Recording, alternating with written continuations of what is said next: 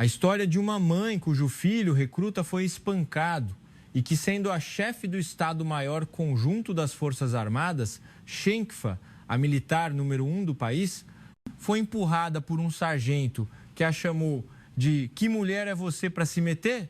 E como 3 helicópteros de generais de 4 estrelas decolaram em 10 minutos para desmantelar a unidade. Se você se inscrever e curtir, retribuiremos com histórias ainda melhores. Brasília, o coração da Defesa Nacional do Brasil, no prédio do Estado-Maior Conjunto das Forças Armadas, EMCF. No andar acima da sala de comando subterrânea, onde um gigantesco painel de situação de batalha da América do Sul cobria a parede, ficava o gabinete da chefe do Estado-Maior Conjunto. A dona daquela sala era a general de Exército 4 estrelas, Isabela Ferreira, a primeira mulher a comandar todas as Forças Armadas do Brasil. As 4 estrelas brilhantes em seus ombros eram o peso de uma vida que ela passou mais perto de seu uniforme de combate do que de sua cama por mais de 30 anos. Sobre sua mesa, telefones de linha direta com o presidente e telefones vermelhos de emergência conectados aos comandos de cada Força Armada se emaranhavam como uma vasta teia de aranha. General Isabela, começaremos o briefing final sobre o exercício de Manobra Conjunta Oeste em 10 minutos. Entendido, ela respondeu brevemente ao relatório de seu assistente, desviando o olhar do monitor. Seus olhos se voltaram para uma foto gasta em um canto da mesa. Era o rosto sorridente de seu filho, Lucas Ferreira, tirada pouco antes de ele entrar na universidade, aos 20 anos. Isabela criou Lucas sozinha após a morte precoce de seu marido.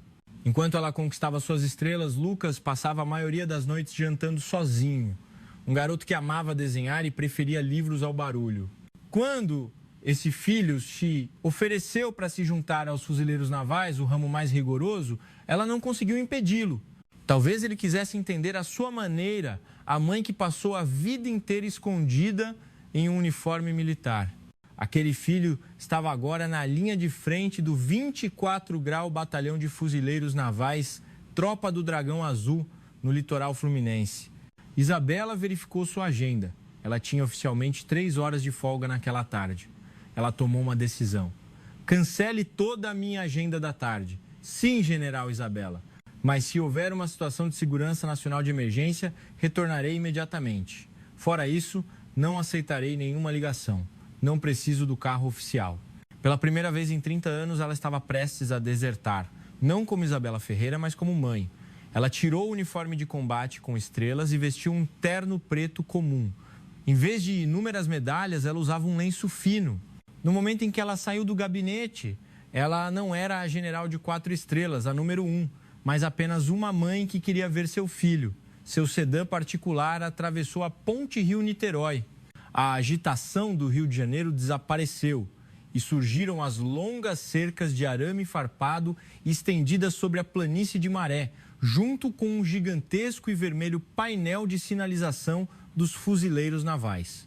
Avisos assustadores de minas e postos de patrulha costeiros observando o continente ou a fronteira fizeram com que o lugar parecesse a linha de frente de uma guerra.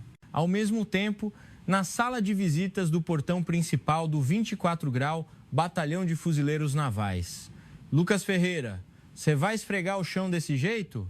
O recruta Lucas Ferreira estava de bruços, esfregando o chão freneticamente com um esfregão.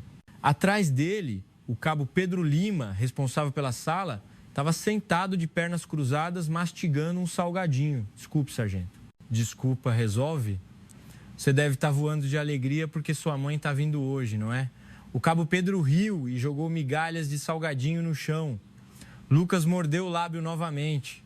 O inferno havia começado no dia em que ele foi designado para a unidade. Sua personalidade ingênua, movimentos lentos e a fraqueza de ser um rato de biblioteca. Ele era a vítima perfeita na cultura dura dos fuzileiros.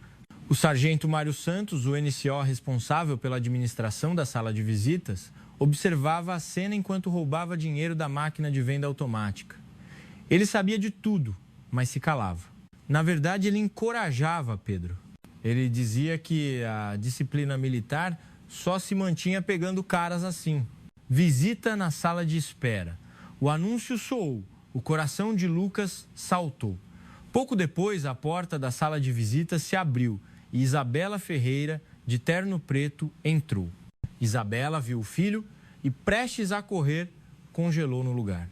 O filho que ela via, após apenas alguns meses, estava reduzido a pele e ossos, com um tom de pele cinzento.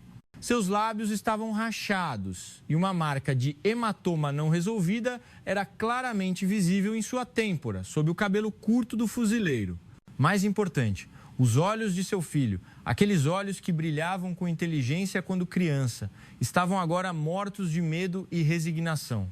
Mãe, a senhora veio? Lucas tentou fazer uma saudação, mas ao ver a mãe apaisana, apressadamente baixou a mão. Por que seu rosto está assim? Você está doente? Isabela estendeu a mão para tocar o rosto magro do filho. Lucas encolheu os ombros instintivamente e recuou.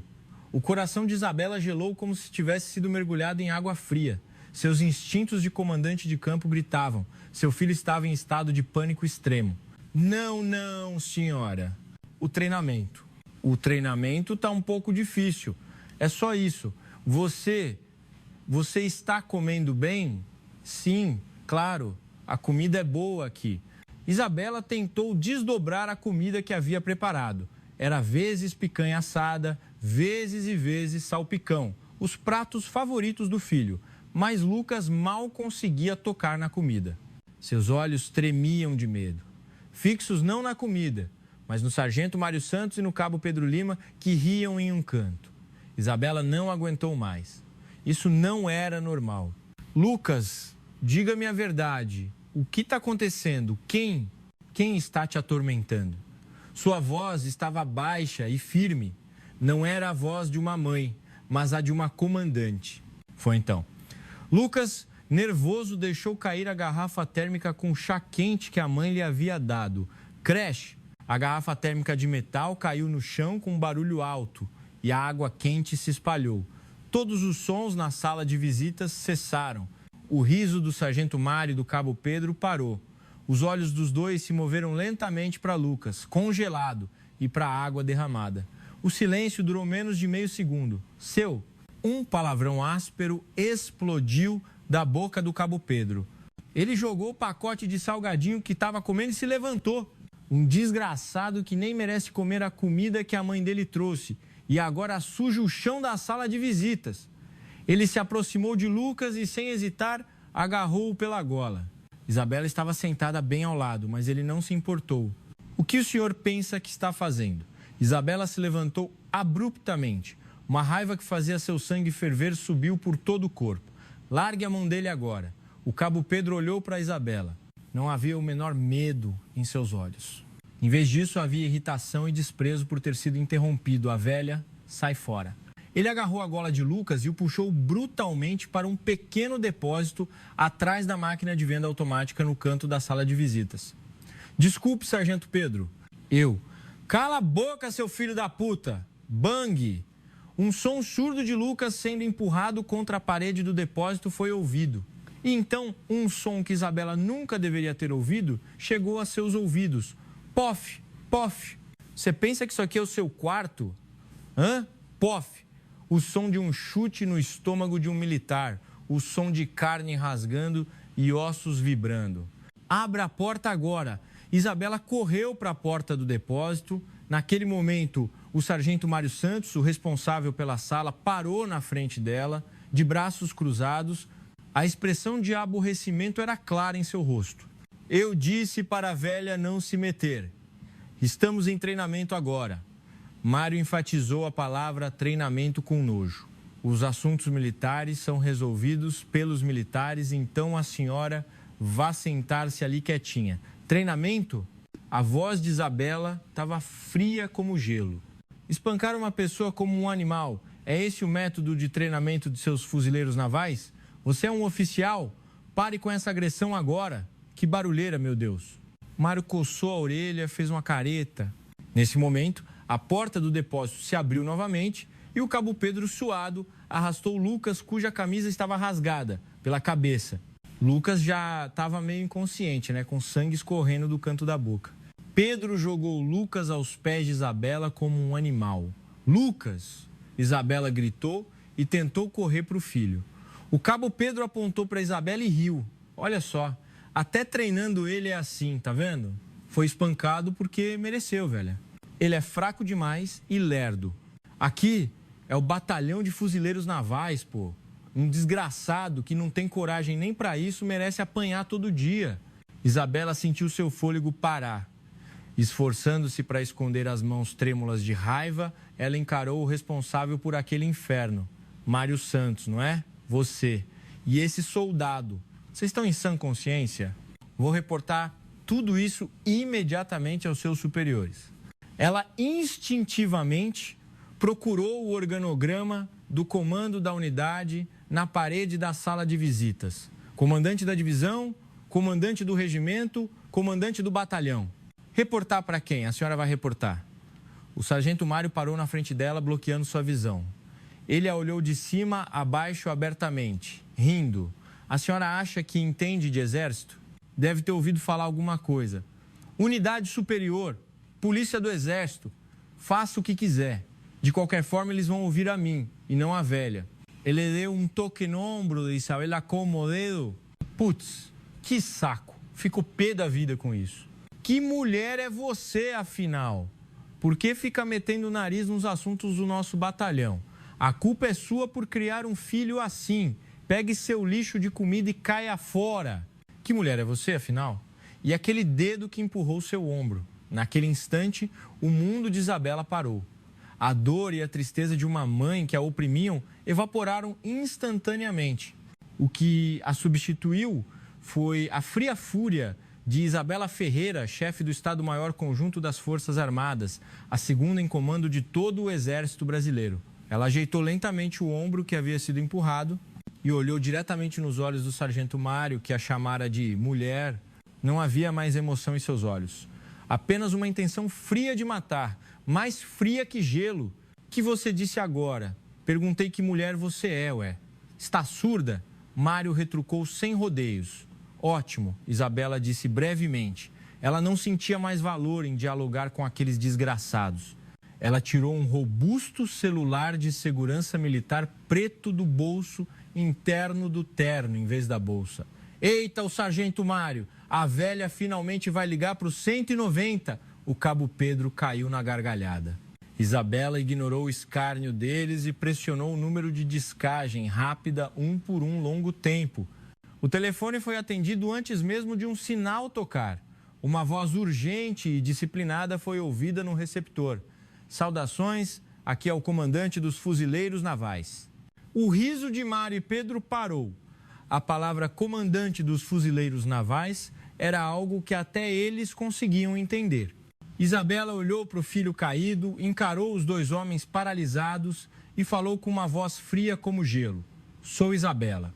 Isabela Ferreira. Isabela Ferreira? Um som de ar escapando saiu da boca do cabo Pedro. O salgadinho que ele estava mastigando caiu no chão. O rosto do sargento Mário não estava apenas pálido, ele estava incrédulo. Ele duvidou de seus próprios ouvidos. A velha, que ele acabara de chamar de mulher, era a general de 4 estrelas Isabela Ferreira, a militar número 1 do Brasil, a pessoa logo abaixo do presidente, que ele só via na televisão. General Isabela, o que houve? A voz no receptor era de almirante de esquadra Carlos Silva, o comandante dos fuzileiros navais, um general de 4 estrelas. Sua voz estava cheia de choque e terror. Ele jamais imaginaria uma visita da militar número 1, ligando de um terminal seguro, fora de seu gabinete em Brasília. Isabela falou no telefone baixa e precisa. Seus olhos ainda estavam fixos nos de Mário. Comandante, estou agora na sala de visitas do portão principal do 24 Grau Batalhão de Fuzileiros Navais, Tropa do Dragão Azul no litoral, sob seu comando. Sim, General Isabela. Eu não sabia de nada. Meu filho está servindo aqui e eu vim fazer um breve papel de mãe. A voz de Isabela baixou um tom. O ar na sala de visitas estava tão gelado que era como se o hálito branco dos soldados pudesse congelar. Mas acabei de testemunhar com meus próprios olhos o sargento Mário Santos e o cabo Pedro Lima, seus subordinados, pisoteando meu filho como um animal no chão desta sala de visitas. Um som de asfixia foi ouvido no receptor. O sargento Mário desabou no lugar. Seu cérebro parou de funcionar. O medo colossal do que ele acabara de fazer o dominou. Isabela o olhou com desprezo e continuou. Eles disseram que meu filho mereceu ser espancado. E quando tentei detê-los, eles me empurraram. Ela apontou diretamente para Mário. E este aqui perguntou: que mulher é você para se meter? O comandante dos fuzileiros navais não respondeu. Ele não podia. Não havia nada a dizer quando um general de 4 estrelas do Brasil relatava ter sido insultada dessa forma. O Chenkfa, a comandante de todas as forças, por seus próprios subordinados. Comandante? Sim, general Isabela. Diga, vou lhe dar 10 minutos. 10 minutos? 10 minutos. Se o comandante do 24 Grau Batalhão e o general do comando dos fuzileiros não chegarem pessoalmente de helicóptero a este chão da sala de visitas, Isabela fez uma pausa, eu considerarei isso como quebra de disciplina e corrupção organizacional em todos os fuzileiros navais. E, por ordem direta de Isabela Ferreira, instruirei uma inspeção conjunta especial, por tempo indeterminado, em todo o comando dos fuzileiros navais. General Isabela, por favor. Restam 9 minutos e 50 segundos no meu relógio. Isto não é um aviso, comandante, é uma ordem. Clique. Isabela desligou. A sala de visitas estava mais silenciosa do que um túmulo, general-chefe. O sargento Mário, tremendo, rastejou pelo chão e tentou agarrar a ponta do sapato de Isabela. E eu cometi um erro. Eu estava cego, não sabia quem a senhora era. Tire suas mãos sujas. A voz de Isabela era o próprio gelo. Ela afastou a mão de Mário como se estivesse limpando a poeira do sapato. O cabo Pedro já havia desistido de entender a situação. Ele apenas fazia um som de no canto, olhando para o vazio, como se sua alma tivesse partido. Isabela não deu mais atenção aos 2 patifes. Ela correu apressadamente para o filho Lucas, caído. Lucas, acorde, a mamãe chegou. Tá tudo bem agora. No momento em que ela o ajudou a sentar, Lucas desabou em lágrimas reprimidas.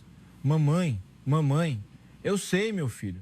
A mamãe sabe de tudo. Me desculpe por ter vindo tão tarde, meu filho.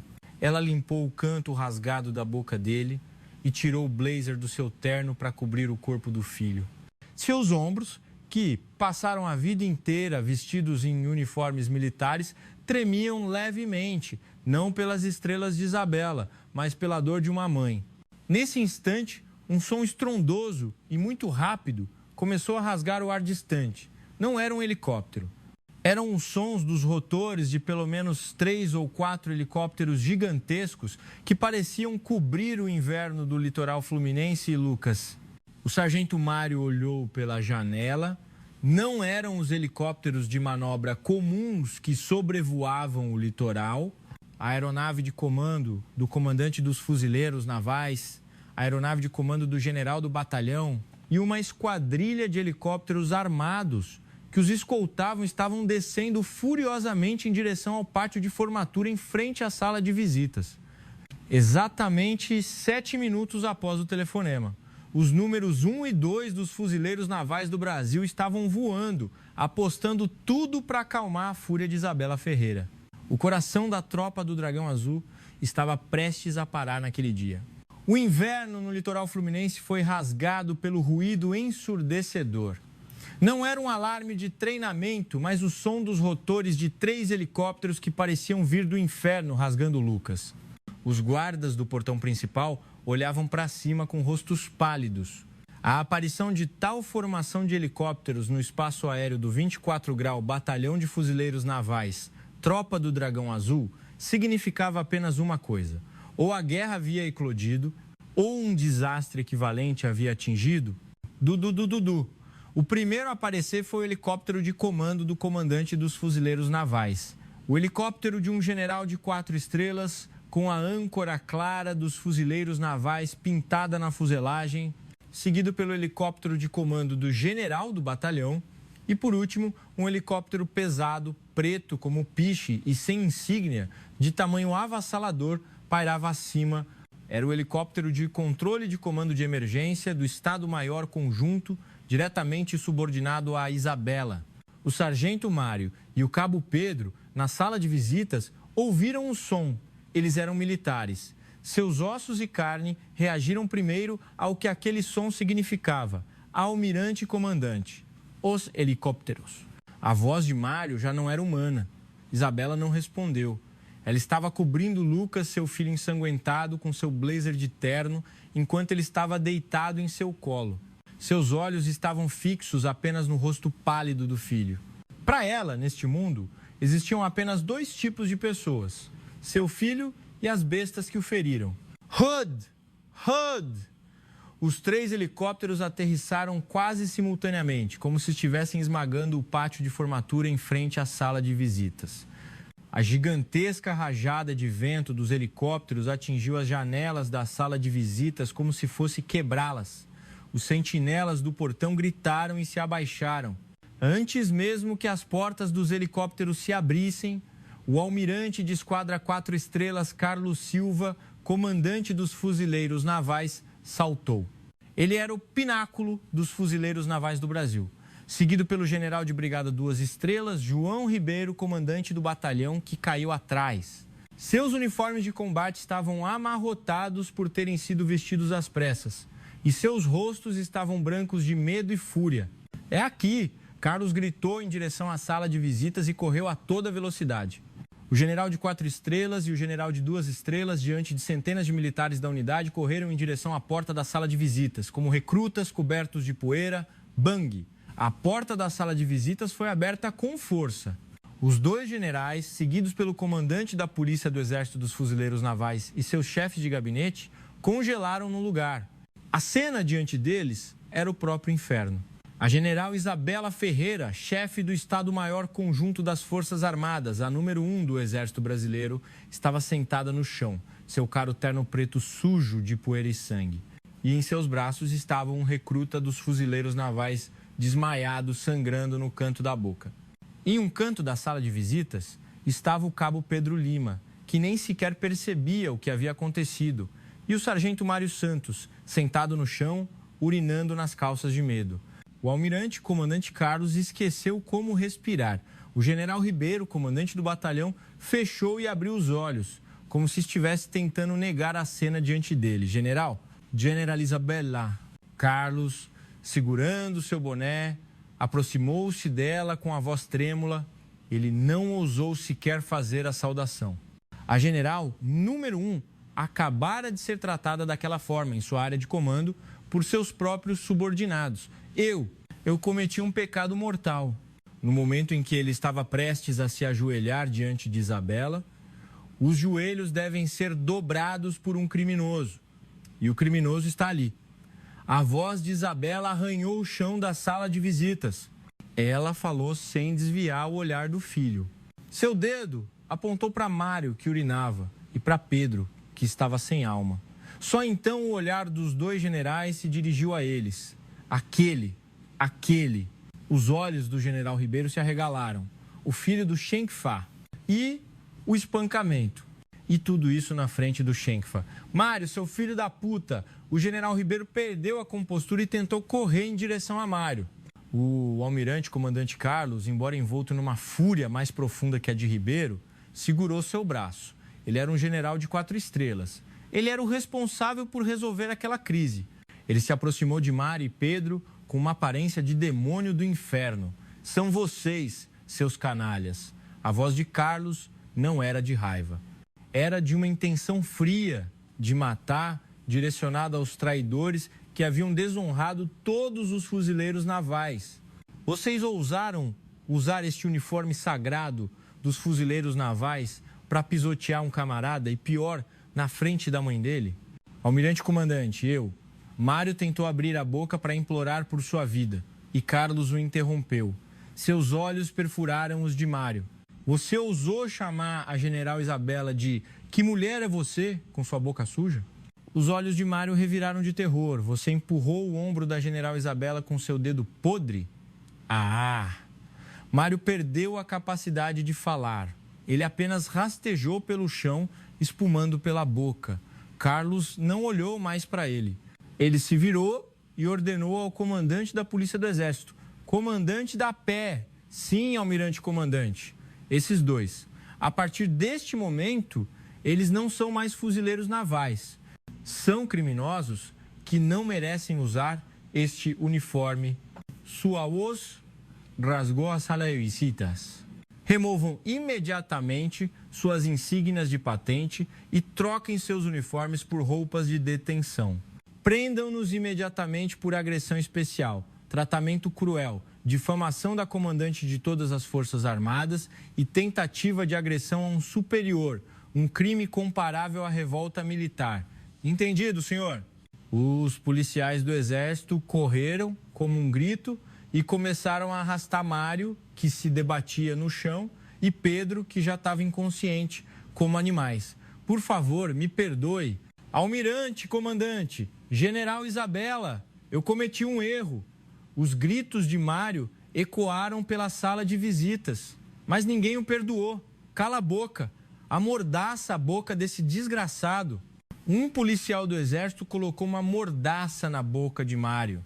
Os dois criminosos foram arrastados na cena mais vergonhosa da história dos fuzileiros navais. Terminada toda a comoção, o silêncio retornou à sala de visitas. Isabela só então levantou-se lentamente segurando o filho. Seu terno preto estava arruinado com o sangue e a poeira de Lucas. General Isabela, eu imploro perdão. O general Ribeiro, comandante do batalhão, curvou a cabeça novamente. Isabela o ignorou.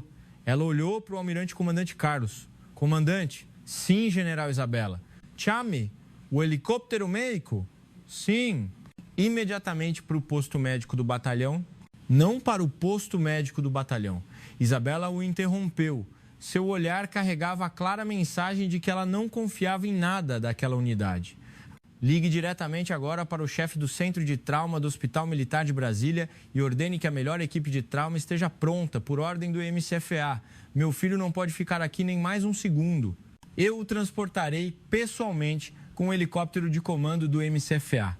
Aquela era a maior desconfiança e a mais pesada repreensão lançada na cara do comandante dos fuzileiros navais e do general do batalhão.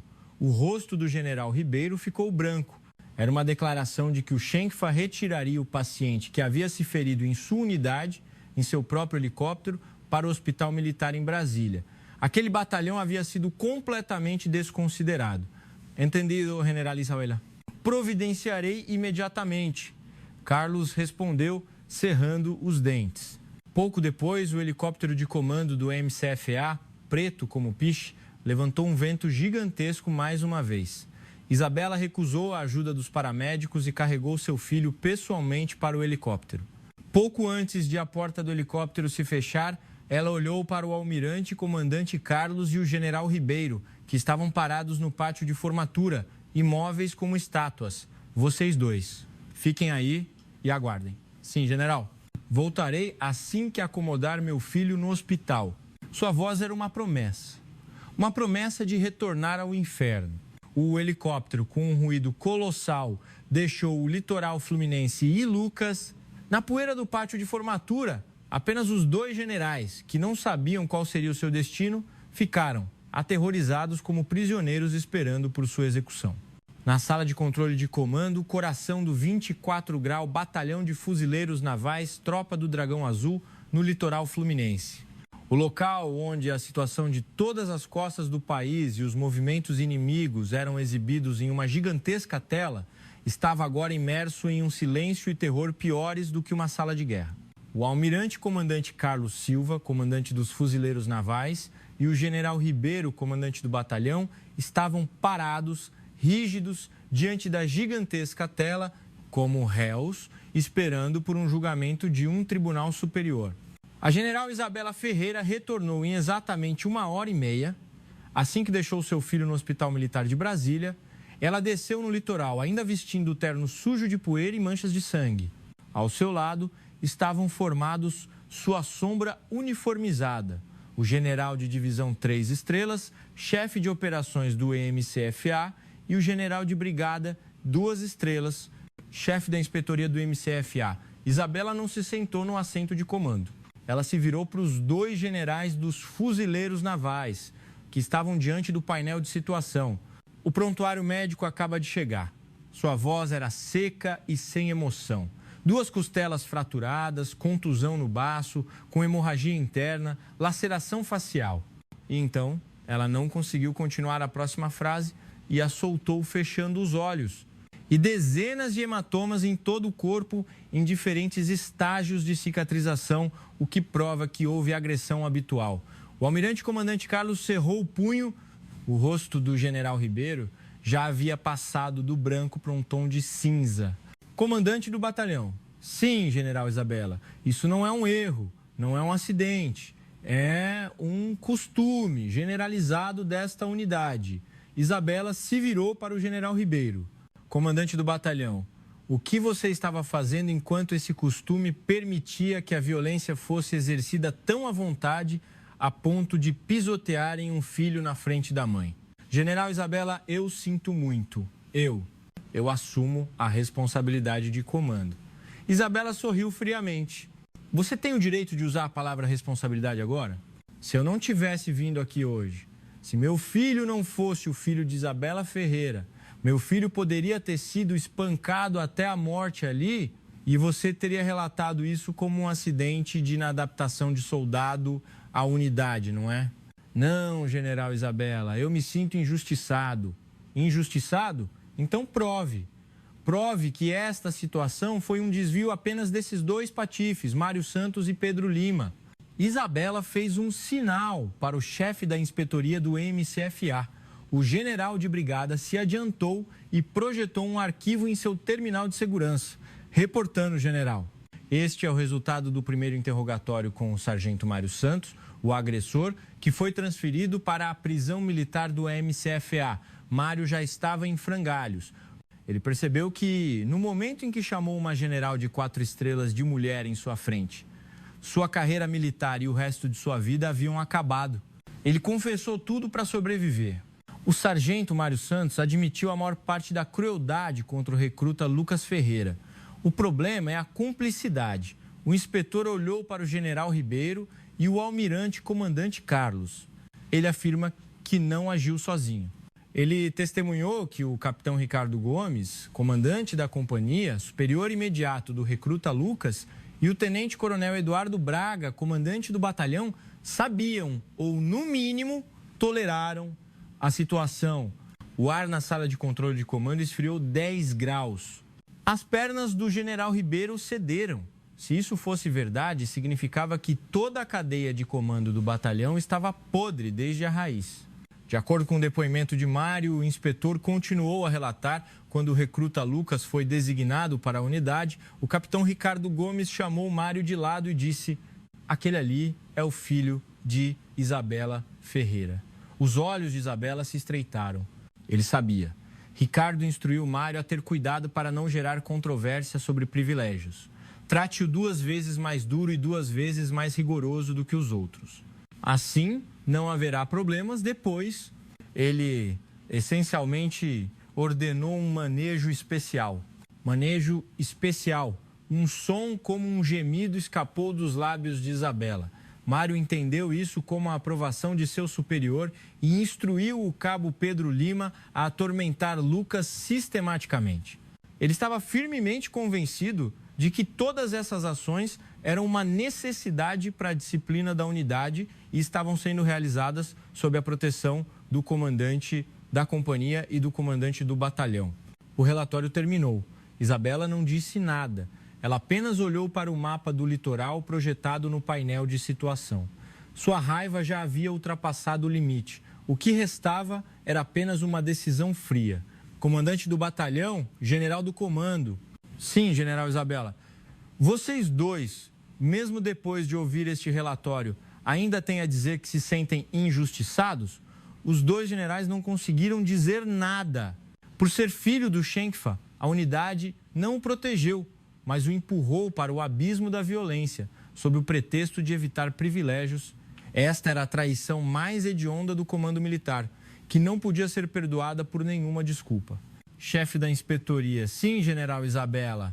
A partir deste momento, a inspetoria do MCFA inicia uma inspeção de comando especial por tempo indeterminado em todo o batalhão dos fuzileiros navais.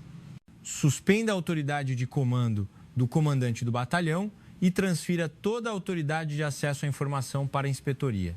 Entendido. Isso foi, na verdade, um golpe.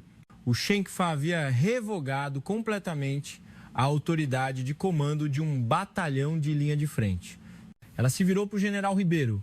Tragam imediatamente o arrogante e incompetente capitão Ricardo Gomes, comandante da companhia, e seu comandante de batalhão, tenente-coronel Eduardo Braga, para este local.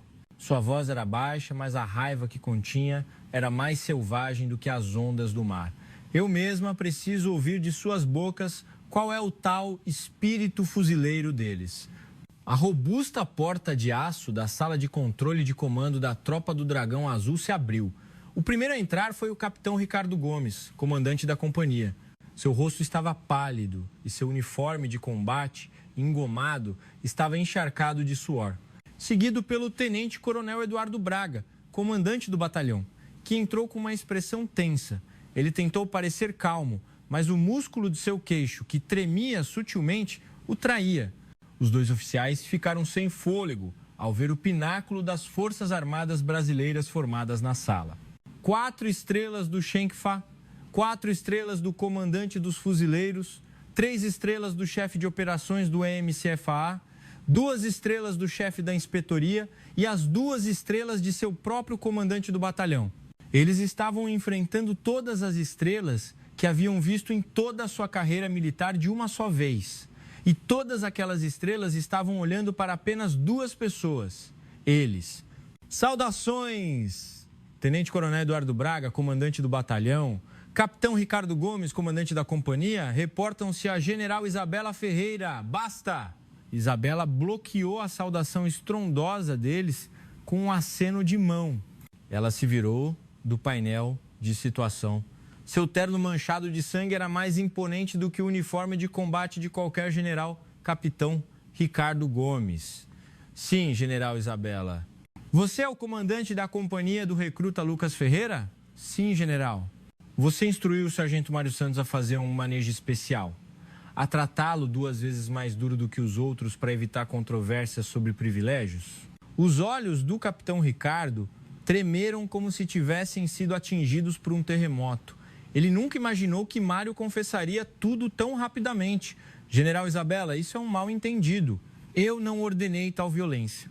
Eu apenas, como fuzileiro, Isabela deu um passo em sua direção. Como fuzileiro, expor um recruta inexperiente, recém-designado para a unidade, à violência de seus superiores é sua política de comando? Não, senhora. Mas Lucas Ferreira, para ser honesto, era um pouco diferente dos outros. Ele era fraco fisicamente e muito introvertido. Se houvesse rumores de que esse tipo de pessoa estava recebendo privilégios, o moral de toda a unidade... Moral, uma risada fria como gelo escapou dos lábios de Isabela. Se o moral que você fala é mantido pisoteando um único soldado, então esse batalhão de fuzileiros navais deve ser dissolvido imediatamente. Você não é um comandante. Você é apenas um covarde que jogou um soldado como sacrifício na cova dos lobos, preocupado com sua própria carreira. General Isabela, eu imploro! Ricardo Gomes gritou desesperadamente. Nesse momento, o tenente-coronel Eduardo Braga interveio. General Isabela, há alguma verdade nas palavras do capitão. Nosso corpo de fuzileiros navais é... Cala a boca, Eduardo Braga. A voz de Isabela desceu como um trovão. Você era o comandante do batalhão que deveria ter corrigido o julgamento estúpido do comandante da companhia. O que você fez? De acordo com o depoimento de Mário, você tolerou todo esse manejo especial após ser informado. Isso foi em respeito à autoridade de comando do capitão. Isabela se aproximou do tenente-coronel Eduardo Braga. A intimidação de uma general de 4 estrelas sufocava o fôlego do tenente-coronel. Você estava respeitando a autoridade de comando do capitão enquanto as costelas do meu filho estavam sendo quebradas? Você estava respeitando o moral daquele patife enquanto Mário gritava: "Que mulher é você na minha cara? Vocês não são comandantes, vocês são cúmplices." Não, vocês são os principais culpados. Isabela se virou dos dois, ela não via mais valor em ouvir aquelas desculpas hediondas. Ela olhou para o almirante comandante Carlos. "Comandante, sim, general Isabela. Estes dois, a partir deste momento, estão afastados do comando." Os olhos de Eduardo e Ricardo se arregalaram em desespero. Afastamento do comando era uma sentença de morte social para um militar. A inspetoria do EMCFA deve imediatamente registrá-los por negligência de dever e cumplicidade em tratamento cruel e transferi-los para a promotoria militar. Amanhã de manhã farei uma recomendação formal ao presidente para a remoção de seus uniformes. General Isabela, não, por favor, apenas uma chance. Os dois oficiais gritaram e tentaram se agarrar a ela, mas os policiais do exército do MCFA, que estavam de guarda ao lado, taparam suas bocas e dobraram seus braços, arrastando-os para fora da sala de controle de comando. As portas de aço se fecharam e o comandante do batalhão e o comandante da companhia da tropa do Dragão Azul desapareceram. A sala de controle de comando mergulhou novamente no silêncio. O general Ribeiro, comandante do batalhão, estava parado com uma expressão de total desistência, percebendo que seu destino não seria diferente do deles. Isabela, exausta, sentou-se pela primeira vez em uma cadeira. Ela olhou para suas mãos manchadas de sangue. Comandante general do comando. Sim, general Isabela, este batalhão ruiu hoje. Ela levantou a cabeça. Mas onde ruiu, precisa ser reconstruído. Toda a responsabilidade por esta crise deve ser assumida por mim, Isabela Ferreira, e por vocês, comandante do batalhão e comandante dos fuzileiros navais, como líderes dos fuzileiros navais. Ela olhou para o general Ribeiro. Comandante do batalhão, você está suspenso do serviço a partir de hoje. Toda a autoridade de comando sobre este batalhão será exercida pelo chefe da inspetoria do MCFA. Ordem recebida. Ribeiro fez sua última saudação e comandante. Sim, a partir de hoje você deve implementar uma revisão especial da cultura de serviço em todos os fuzileiros navais. O MCFA irá inspecionar diretamente todo o processo. Aproveite esta oportunidade para provar que o espírito fuzileiro de vocês não é apenas outro nome para a violência. Se não puderem provar, ela parou, eu, Isabela Ferreira, quebrarei a âncora dos fuzileiros navais com minhas próprias mãos. Tarde da noite, Isabela deixou o litoral fluminense e voltou para o quarto individual do Hospital Militar de Brasília, onde as luzes estavam apagadas. Seu filho Lucas Ferreira estava dormindo profundamente, sob efeito de analgésicos. Ela removeu o blazer do terno com manchas de sangue secas que havia coberto o filho pela manhã e o cobriu com um novo cobertor trazido pela enfermeira oficial. Ela se sentou em um pequeno banco dobrável ao lado da cama do filho. Durante o dia, como general de 4 estrelas, ela havia aniquilado o comando de um batalhão inteiro. Havia derrubado as cabeças de inúmeros generais e oficiais. Mas agora, diante dela, não estavam os despojos de toda aquela vitória, mas apenas o próprio filho, adormecido em agonia. Ela segurou a mão magra do filho, a mesma mão que ela havia segurado na sala de visitas pela manhã. A mão que tremia, fria de terror. Ela encostou a testa no dorso da mão do filho. Me desculpe.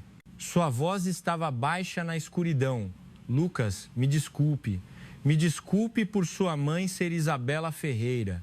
Ela percebeu a lealdade distorcida e a compulsão pela justiça demonstradas pelo capitão Ricardo Gomes e pelo tenente-coronel Eduardo Braga. Talvez, se ele fosse um recruta comum, eles o teriam ignorado. Mas por ele ser filho de Isabela Ferreira, eles o empurraram para o inferno ainda mais cruel, temendo que seu crime fosse descoberto. A terrível verdade era que sua patente, suas 4 estrelas brilhantes, não haviam sido um escudo para seu filho, mas a mira de uma arma apontada para ele. Os ombros de aço da general de 4 estrelas desabaram silenciosamente na escuridão sob o peso da culpa de uma mãe. Na sala do comandante do batalhão do 24 Grau, Batalhão de Fuzileiros Navais, Tropa do Dragão Azul. O general de brigada João Ribeiro, o antigo dono da sala, estava agora parado como um criminoso em um canto de seu próprio escritório. O novo dono da sala não era Isabela Ferreira. Ela estava agora esperando ao lado da UTI do Hospital Militar em Brasília, aguardando que o filho recobrasse a consciência. Quem havia descido no litoral em seu lugar era sua espada mais afiada. O general de brigada 2 estrelas, Juninho Alves, chefe da inspetoria do MCFA, e o general de divisão 3 estrelas, Samuel Rocha, chefe de operações do MCFA. O escritório do comandante do batalhão havia se transformado em um gigantesco centro de controle temporário. Dezenas de membros da equipe de inspeção conjunta do MCFA, composta por Exército, Marinha, Aeronáutica e Fuzileiros Navais, lotavam o escritório do comandante e a sala de reuniões adjacente. Eles haviam apreendido todos os documentos e computadores da Tropa do Dragão Azul. A presença desses forasteiros, vestindo diferentes uniformes em vez do vermelho dos fuzileiros, paralisou todo o batalhão com medo. Em seus olhos não havia camaradagem, apenas a lâmina fria que executava a fúria de Isabela Ferreira. Chefe da inspetoria, o tenente-coronel do Exército, líder da equipe de inspeção, relatou com um rosto tenso. Concluímos as entrevistas individuais em toda a companhia do recruta Lucas Ferreira, a companhia comandada pelo tenente-coronel Eduardo Braga. O general Juninho Alves, general de brigada, folheou o relatório com olhos frios. O resultado foi o inferno. A voz do tenente-coronel estava baixa. O caso do recruta Lucas foi apenas a ponta do iceberg. O sargento Mário Santos e o cabo Pedro Lima eram cães de caça que controlavam todo o batalhão pelo medo. O número de soldados que foram rotineiramente espancados ou forçados a subornar os dois é, até agora, de 27. 27. Um soldado com um tímpano perfurado. Um soldado com as articulações dos dedos torcidas. E até mesmo um soldado que precisou de tratamento psiquiátrico devido a abusos cruéis de brincadeira ordenados por Pedro, sob a instigação de Mário. O que a inspetoria do batalhão estava fazendo o tempo todo? Havia a intenção de matar na voz de Juninho Alves. Esse é o problema, general. O tenente-coronel pegou outro maço de documentos. Nos últimos 6 meses, não houve nenhuma queixa oficial encaminhada para a unidade superior deste batalhão. O senhor acha isso possível? 27 homens viviam no inferno e 0 queixas? Sim. Portanto, recuperamos o servidor interno do escritório administrativo do batalhão e encontramos isto. O tenente-coronel projetou um arquivo no monitor. Eram dezenas de arquivos originais de queixas de soldados, escondidos em uma pasta de lixo. Gritos desesperados dos soldados, apelos emocionados de seus pais. Tudo isso foi omitido e acobertado diretamente pelo capitão Ricardo Gomes, sob as ordens do tenente-coronel Eduardo Braga, o comandante do batalhão. O general Juninho Alves cerrou o punho. O motivo foi a avaliação da unidade. O tenente-coronel Eduardo Braga estava prestes a ser promovido a coronel no próximo mês para ser avaliado como uma unidade sem incidentes. Ele silenciou todos os soldados. Mário e Pedro eram seus solucionadores de problemas que cuidavam dos soldados que causavam problemas e, em troca, recebiam licenças de recompensa e indulgência no serviço. Isso não é um batalhão, é uma organização criminosa. O general de divisão Samuel Rocha rosnou baixinho.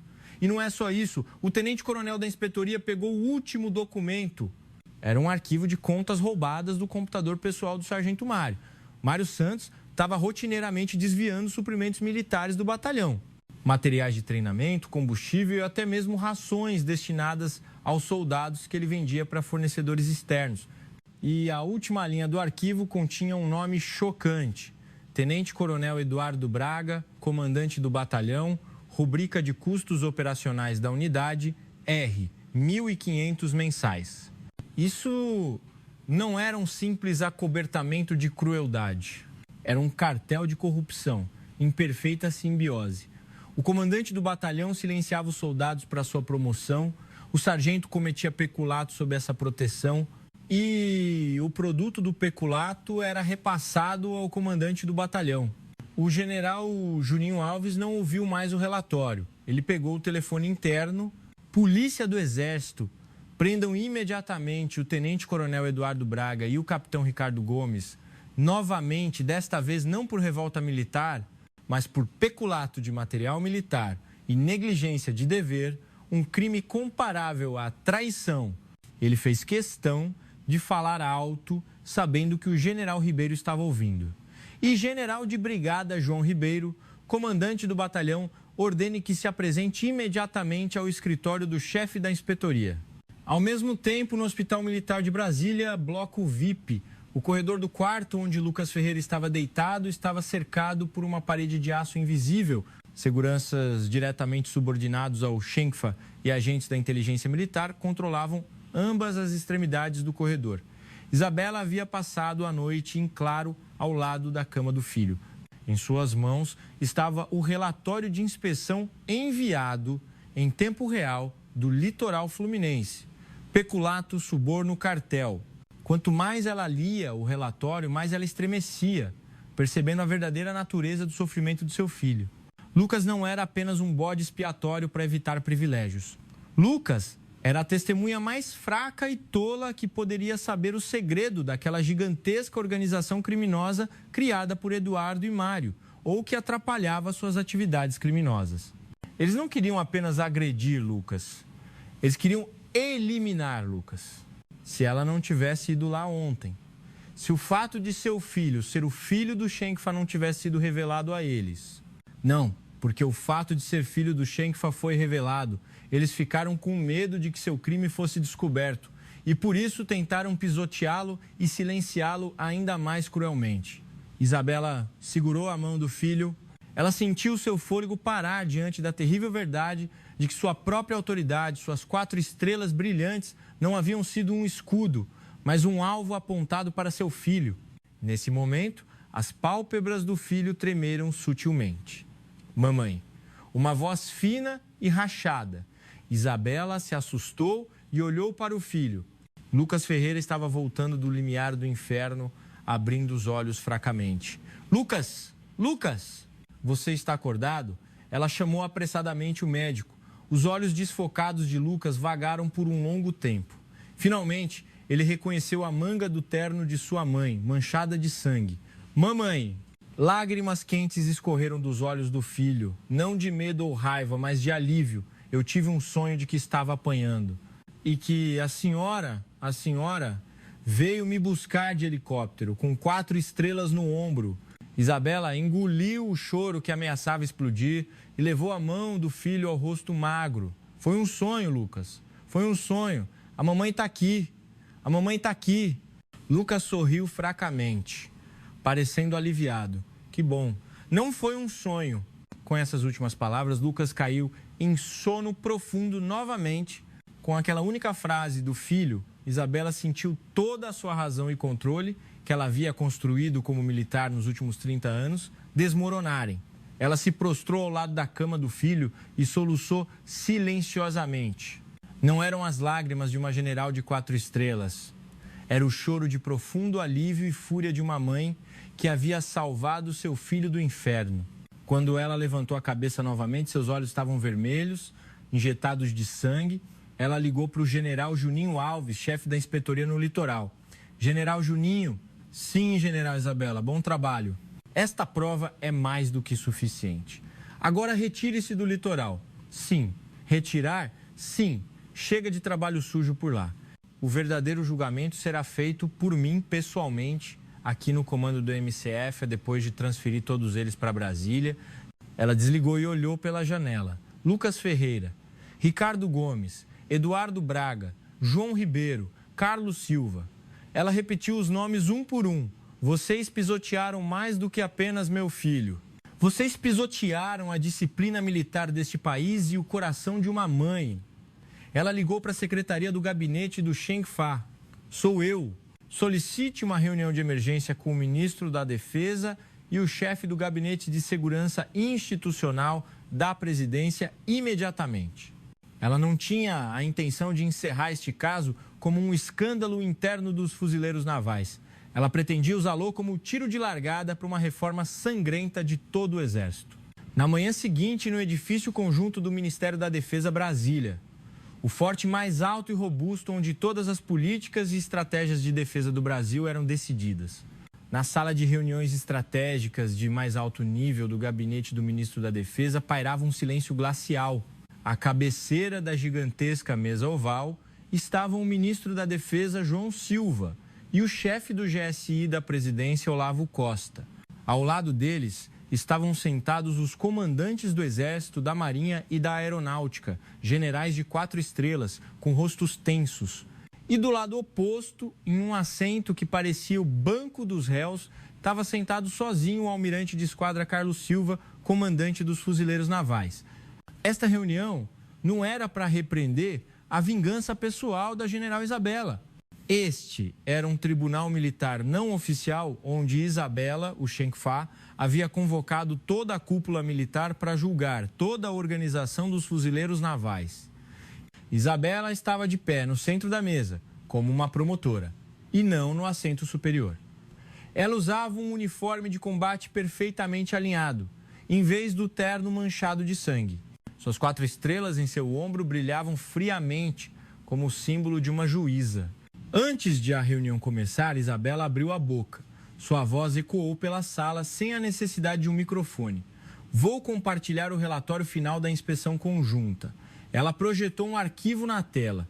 A primeira página eram fotos de corpo inteiro dos ferimentos do recruta Lucas Ferreira, tiradas no Hospital Militar de Brasília. Costelas fraturadas, hematomas renais e marcas de hematomas de diferentes idades, cobrindo todo o seu corpo. As expressões dos generais de 4 estrelas na sala se contorceram. Este é o resultado do treinamento que testemunhei ontem. Ela passou para a próxima página. Era o diagrama de relacionamento entre o sargento Mário Santos, o tenente-coronel Eduardo Braga e o capitão Ricardo Gomes. As palavras ordem de manejo especial, crueldade, omissão de queixas e peculato e suborno de suprimentos militares em vermelho estavam centralizadas. Isto não é apenas um problema de peculato, mas um problema de quebra de disciplina militar, Olavo Costa. Chefe do GSI, que estava ouvindo em silêncio, apontou de forma aguda. General Isabela, embora a corrupção do Batalhão de Fuzileiros Navais seja chocante, sua ação de mobilizar a equipe de inspeção direta do EMCFA e, na prática, neutralizar a autoridade de comando do batalhão é uma clara invasão de jurisdição. O presidente está seriamente preocupado com isso. Isso estabelece um precedente de desmantelamento da cadeia de comando militar. O ministro da Defesa, João Silva, concordou. General Isabela, eu confio na senhora, mas é difícil evitar a suspeita de que emoções pessoais estiveram envolvidas. Se não fosse pelo seu filho, a senhora teria ido pessoalmente de helicóptero até o litoral? Essa era a questão central daquele julgamento. Eles estavam questionando não a justiça de Isabela, mas seu motivo. Todos os olhares se voltaram para Isabela. Se ela cedesse ali, tudo seria desqualificado como a histeria de uma general-mãe de filho único e a corrupção dos fuzileiros navais terminaria com o corte de algumas cabeças. Isabela não evitou o olhar deles. Ministro, chefe do GSI, eu simpatizo profundamente com suas preocupações. Ela começou a falar lentamente. Sim, vocês estão certos. Se não fosse meu filho, eu não teria ido ao litoral ontem. A sala ficou agitada. Era a sua admissão franca, mas sua voz endureceu como aço. Mas se eu tivesse ignorado os gritos dos outros 27 filhos que foram descobertos pela inspeção ontem, apenas porque eles não eram meu filho, eu não teria o direito de estar aqui hoje como Isabela Ferreira. Ela projetou na tela os depoimentos anônimos dos outros soldados vítimas, obtidos pela inspeção na noite anterior. Ele me ameaçou de morte quando pedi de volta o dinheiro que lhe emprestei quando ele disse que precisava. O cabo Pedro me chamava todas as noites e me submetia a crueldades sexuais indizíveis. Eu contei ao capitão Ricardo, mas ele apenas disse: "Você é um homem, aguenta um pouco." O tenente-coronel Braga nos disse que, se causássemos problemas, nossos pais ficariam encrencados. não tínhamos a quem denunciar. O ar na sala congelou. Isso não era mera violência. Era extorsão, crueldade sexual e coerção por parte dos comandantes. Ministro, chefe do GSI e comandantes de força. Isabela caminhou ao redor da mesa olhando para cada um deles. Estes são os filhos do Brasil que tive que proteger, mesmo invadindo a jurisdição. O que testemunhei ontem não foi apenas um ataque ao meu filho. Foi uma ostentação de poder podre, uma exibição de que eles poderiam pisotear até mesmo o filho de Isabela Ferreira e um crime de uma cadeia de comando que tolerou e instigou essa ostentação. Ela olhou para o almirante comandante Carlos, sentado em frente. Comandante Carlos, diga-me, é este o espírito fuzileiro de que você tanto fala, morder as costas do camarada mais fraco e não do inimigo? Amordaçar os soldados para acobertar a corrupção dos comandantes é a tradição da tropa do Dragão Azul? O almirante comandante Carlos, apesar de sua estatura imponente, curvou a cabeça humildemente diante da fúria de Isabela. Não, general, eu sinto muito. Eu guiei os fuzileiros navais de forma errada. A responsabilidade é toda minha. Foi a rendição completa de um general de 4 estrelas. Isabela olhou novamente para o ministro da Defesa e o chefe do GSI. Eu disse ao meu filho ontem à noite que sentia muito por sua mãe ser Isabela Ferreira. Sua voz tremeu levemente, porque minha patente se tornou um alvo que atraía violência em vez de um escudo que o protegia. Mas hoje, neste local, deixo claro, ela socou a mesa para garantir que esta nação e nenhum pai, nenhuma criança jamais passem pela dor que meu filho passou. Eu farei mais do que invadir a jurisdição. Acredito que esta é a verdadeira razão pela qual o presidente me deu estas 4 estrelas. Isto não é minha vingança pessoal, é minha responsabilidade pública como a militar número 1 do país. A sala mergulhou em silêncio total. A lógica dela era impecável. Ela havia transformado sua maior fraqueza, a emoção de uma mãe, em um senso de justiça e responsabilidade que ninguém poderia refutar. O chefe do GSI, Olavo Costa, suspirou longamente. Ele acenou com a cabeça. General Isabela, eu entendo. Reportarei sua intenção ao presidente. Não haverá a palavra invasão de jurisdição quando se trata de restaurar a disciplina militar. Eu lhe darei total apoio. O ministro da Defesa, João Silva, também falou. Comandante Carlos, sim, ministro, os fuzileiros navais morreram hoje, mas devem renascer. Preparem um plano de reforma drástica sob o comando do Shenkfa em 48 horas e o reportem diretamente a mim, ordem recebida.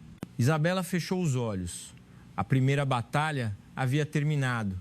O julgamento em Brasília se tornou o olho do furacão que abalou toda a imprensa brasileira. Naquela tarde, o ministro da Defesa, João Silva, a general Isabela Ferreira e o almirante comandante Carlos Silva dos Fuzileiros Navais ficaram lado a lado na sala de briefing conjunta. Isabela relutou em ficar ali, mas cedeu à persuasão do ministro de que a responsabilidade deve ser compartilhada e a reforma deve ser concluída em conjunto. Enquanto os holofotes se acendiam, o almirante comandante Carlos subiu ao microfone. Ele tirou o boné de general de 4 estrelas e o colocou sobre o pódio. Era um ato simbólico de renúncia à honra de todos os fuzileiros navais. Prezados cidadãos, eu sou o almirante de esquadra Carlos Silva, comandante dos fuzileiros navais. Ele se curvou 90 graus em desculpas. Hoje, apresento-me em nome dos fuzileiros navais, que cometeram um pecado imperdoável contra vocês, contra um soldado e sua família. Ele revelou tudo o que havia acontecido no batalhão de litoral. A rotina de agressão e crueldade contra o recruta Lucas Ferreira, o acobertamento organizado pelos comandantes e até mesmo o peculato do comandante do batalhão. Isto não é um desvio de alguns soldados, mas a vergonha de todos os fuzileiros navais, causada pela tolerância, conivência e corrupção de seus comandantes podres. Portanto, eu, Carlos Silva, renuncio ao meu cargo de comandante dos fuzileiros navais a partir de hoje e tiro meu uniforme militar. Um suspiro de choque percorreu os jornalistas. Era a renúncia voluntária de um general de 4 estrelas.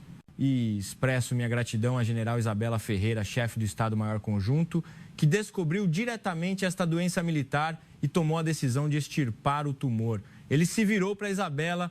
General Isabela, eu imploro humildemente, como um fuzileiro da reserva, que a senhora nos dê a chance de reerguer nossa âncora quebrada.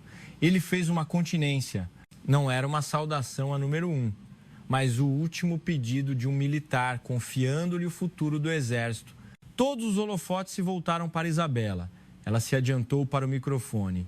Isabela Ferreira, sua voz era calma. Lamento a preocupação que causamos ao público. Iniciaremos um esforço de autorrenovação drástico. A renúncia do comandante Carlos é rejeitada. Todos ficaram surpresos. Os olhos de Carlos se arregalaram. Quem cometeu um pecado deve ser punido. Mas também é a responsabilidade final de um militar limpar o que sujou com suas próprias mãos.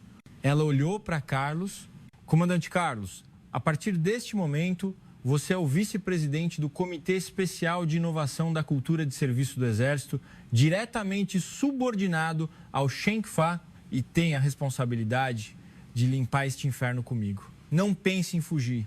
Era uma punição mais pesada do que a renúncia. E uma última chance. Carlos mordeu o lábio e curvou a cabeça.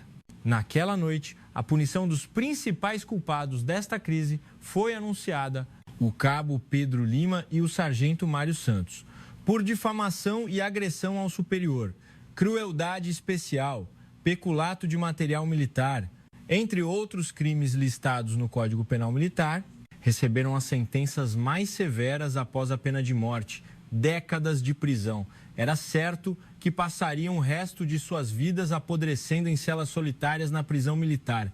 O capitão Ricardo Gomes e o tenente-coronel Eduardo Braga. Seus destinos foram ainda mais miseráveis. Eles eram oficiais comandantes. O Tribunal Militar rejeitou suas desculpas de que suas ações foram para evitar privilégios. Em vez disso, qualificou-as como o crime mais vil de usar a posição de comando para objetivos pessoais, promoção e peculato. Os dois foram demitidos sumariamente do serviço, despojados de todas as honras e pensões e encaminhados para o Tribunal Civil por peculato e abuso de poder, onde foram presos e encarcerados por um longo período, semelhante a Mário Pedro. O general de brigada João Ribeiro, comandante do batalhão, embora não estivesse diretamente envolvido nos crimes, ele foi responsabilizado por permitir que todo esse inferno acontecesse em seu batalhão, o que resultou em sua remoção do comando e aposentadoria forçada desonrosa. Sua última cerimônia de aposentadoria não teve um único subordinado, nem uma única medalha. O furacão engoliu muita coisa e passou. 6 meses se passaram desde então. O inverno infernal do litoral fluminense deu lugar à primavera quente, que iluminava a janela da ala de reabilitação do Hospital Militar de Brasília. Parabéns, Lucas, o senhor agora é civil, disse um oficial médico, sorrindo, entregando-lhe um documento. Dispensa militar por problemas de saúde. Embora suas costelas e rins tivessem se curado, o transtorno de estresse pós-traumático, causado pela terrível memória daquele dia, o impedia de cumprir o resto do serviço militar. Lucas assinou o documento com calma. Nos últimos meses, ele havia pensado muito em sua cama de hospital. Ele sentiu raiva, desespero e ressentimento. Mas ao ver o rosto exausto de sua mãe, que tentava visitá-lo por apenas 10 minutos todos os dias, não importando o quão ocupado estivesse, ele percebeu que não podia mais ficar preso naquele inferno. Sua mãe está esperando. Vamos lá. Sim. Obrigado por tudo. Lucas, vestindo uma calça de sarja e uma camisa confortáveis que sua mãe havia trazido, em vez do uniforme militar velho, sentiu uma sensação de libertação, como se uma pesada corrente de décadas tivesse sido quebrada. Ao sair do quarto, no portão principal do hospital, não estava Isabela Ferreira, que aparecia com a saudação de inúmeros guardas e policiais do Exército. Hoje, não havia terno preto nem a imponência de uma general de 4 estrelas. Isabela usava um blazer bege e jeans simples, esperando o filho com o rosto de uma mãe comum. Ela viu o filho se aproximando. Ele não estava tão magro quanto no primeiro encontro no litoral, nem estava aterrorizado. Seu rosto ainda era jovem, mas o olhar sombrio havia sido substituído por uma calma serena. Vamos, meu filho. Isabela tentou pegar a mochila dele. Não, mãe, eu que devo carregar agora. Lucas sorriu e segurou a mochila firmemente. Os dois caminharam lado a lado para fora do hospital. Um silêncio constrangedor pairou. A primeira conversa como mãe e filho, e não como general de 4 estrelas e recruta, era mais difícil do que pensavam. O que você quer comer? Isabela perguntou. Sem jeito. Estou farto de comida de hospital, Lucas disse, pensando por um momento. Eu só queria ir para casa e comer vezes feijoada, vezes que a senhora faz. Com essas palavras, Isabela parou por um momento. Nos últimos 30 anos, ela mal conseguia se lembrar de quantas vezes havia cozinhado, vezes feijoada, vezes de verdade para o filho. Ela desviou o olhar com os olhos avermelhados, esquecendo que era Isabela Ferreira. Sim, vamos para casa. Em vez de seu sedã particular, um carro muito comum dirigia pelas ruas movimentadas de Brasília. Lucas olhava distraidamente para a paisagem pacífica que passava pela janela, como se fosse de outro mundo. Mãe, sim, eu ouvi o que aconteceu com aquelas pessoas. Ouvi dizer que foram punidas severamente. Isabela apertou o volante. Sim, elas apenas pagaram o preço pelos pecados que cometeram. Por quê? Você sente pena delas? Não, Lucas balançou a cabeça.